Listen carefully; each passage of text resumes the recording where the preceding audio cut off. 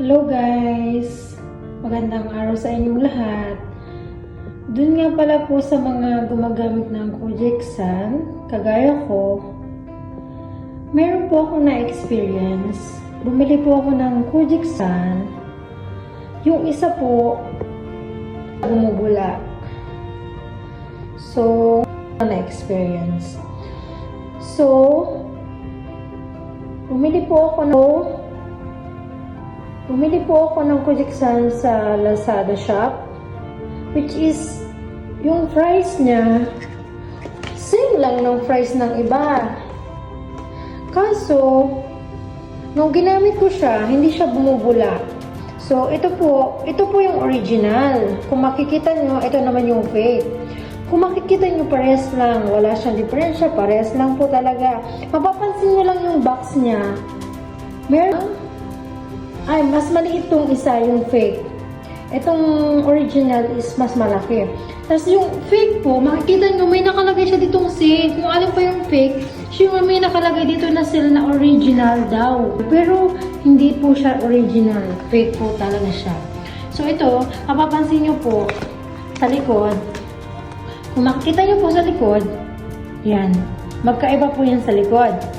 Yung pong original, makikita nyo dito, meron siyang DOH, PDA. So, approved siya. May permit number siya. Samantalang dito naman sa fake, ito lang yung nakalagay. Tapos magkaiba po yung printed niya.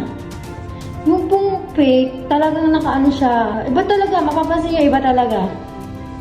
So, ngayon, parehas lang po siya from Batangas.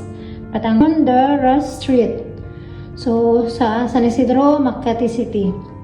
So, yan. Yan lang po. I-share ko po sa inyo kasi baka kayo din po isa sa katulad ko na ganito na so.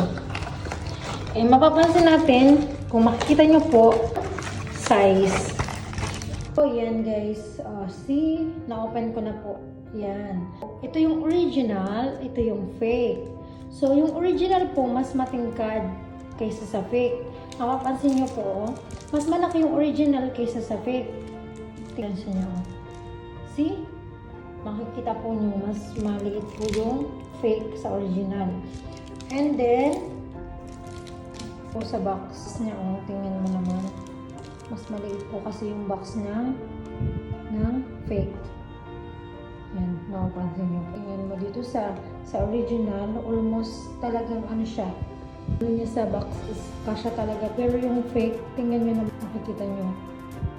Tapos yung fake po, mapapansin nyo, iba talaga yung amoy niya.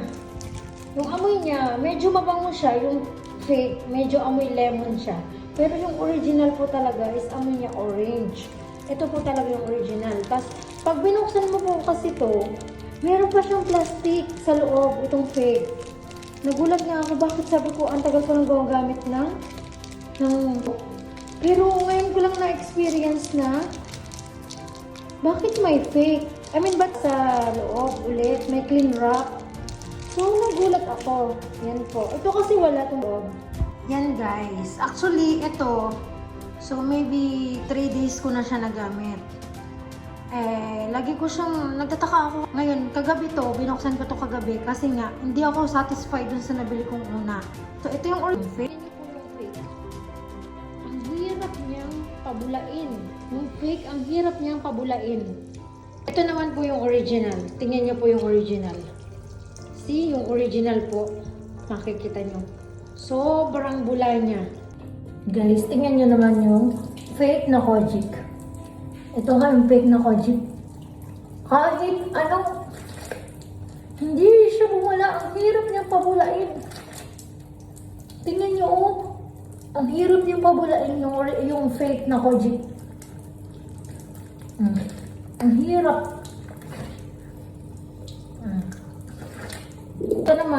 Ito naman po guys yung original. Tingnan niyo po. See?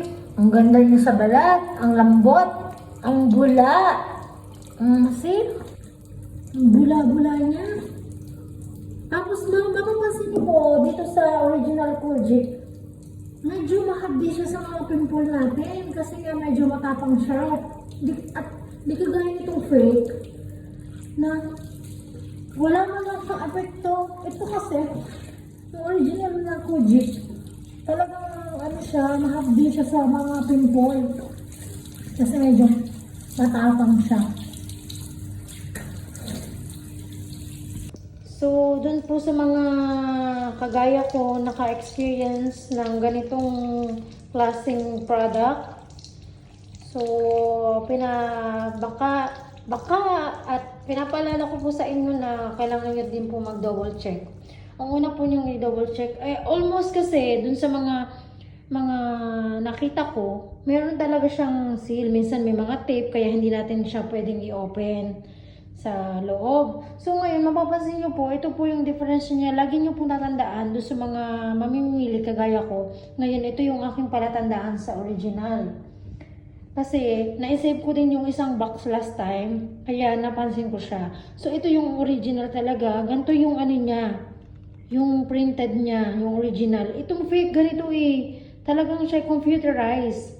Hindi siya kagaya nito na para siyang hindi naman siya sticker, para iba talaga yung ano niya. So, ito po yung original. Ito fake. Tapos, mapapansin nyo po, tingin mo, meron pa po siya nga, yung sabi ko sa inyo, meron siyang sticker na original, pero hindi naman siya original. Ito, wala siyang sticker. Mapapansin nyo, wala tong sticker. Kaya, sana po makatulong din tong aking video sa inyo, kung anong klaseng bakit gano'n nagkakaganon. Kasi syempre tayong mamimili, basta na lang din tayo kuha ng kuha. Kagaya ko, hindi ko naman alam na may mga fake na mararanasan. So sana po makatulong to. Thank you po. Thank you for watching. Bye.